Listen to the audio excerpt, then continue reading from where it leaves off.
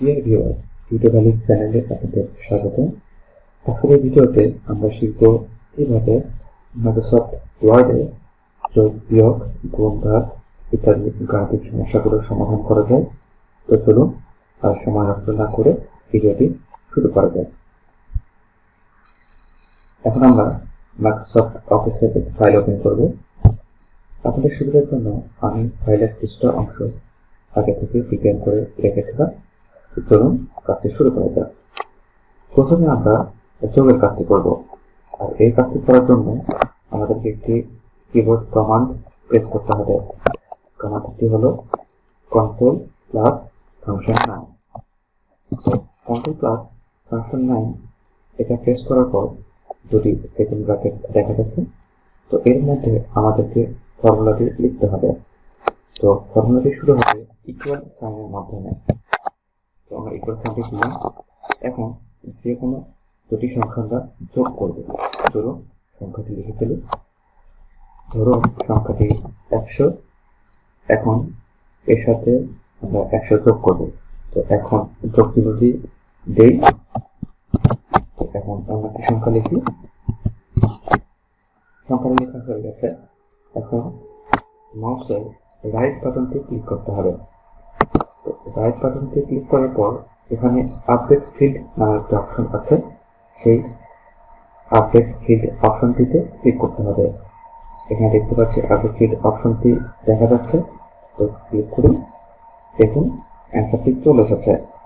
এই একই ফর্মুলা দিয়ে আমরা বিয়োগ, ভাগ এবং গুণের কাজটি করতে পারব। তো ধরুন এখন বিয়োগের কাজটি করে ফেলি। ঠিক আগের মতোই আমরা কন্ট্রোল প্লাস ফাংশন 9 এই বাটনটি প্রেস করব।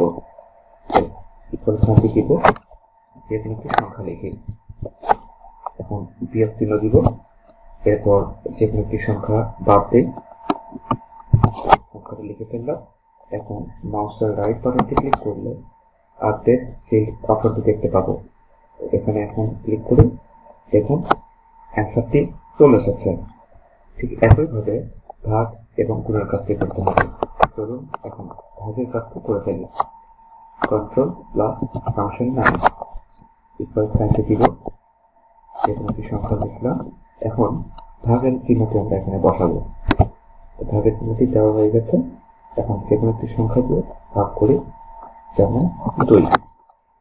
আগের মতোই মাউসের রাইট বাটনটি ক্লিক করতে হবে।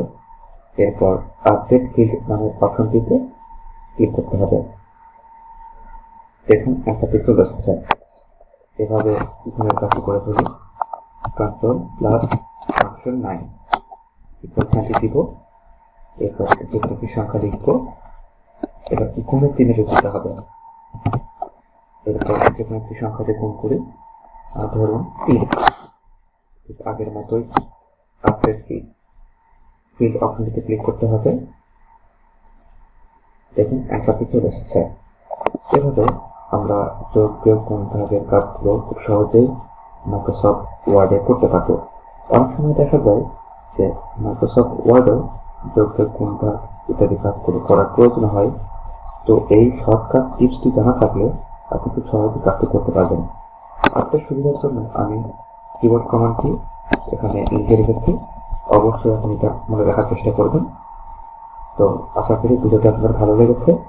আর আমার এই ভিডিওটি যদি আপনাদের ভালো লেগে থাকে তাহলে অবশ্যই লাইক, কমেন্ট অ্যান্ড সাবস্ক্রাইব করবেন। তো আজ এ পর্যন্তই। সবাইকে বিদায় জানিয়ে আসসালামু আলাইকুম।